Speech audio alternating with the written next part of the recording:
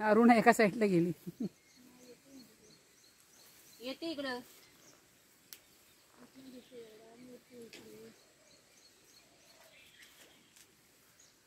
पुन्हा माझ्याकडे बघ गवत घेऊन.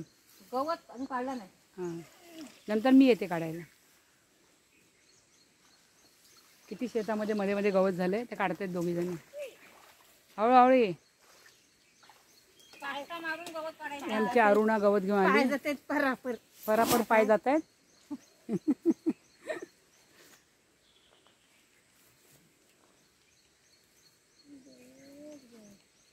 गवत गवत गवत आज सगळं गवत काढायचंय.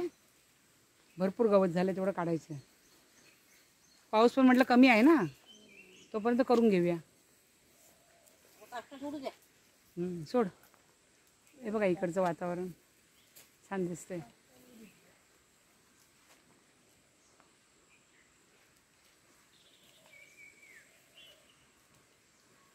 किती छान हिरवळ आली ना सगळी. गावचं वातावरण मस्त असतं ह्या टायमाला ना.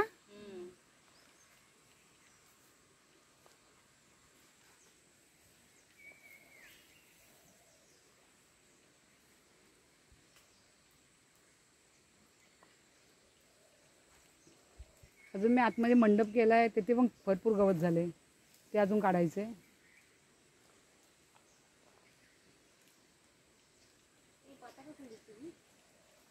ते बघा आतमध्ये किती गवत झाले.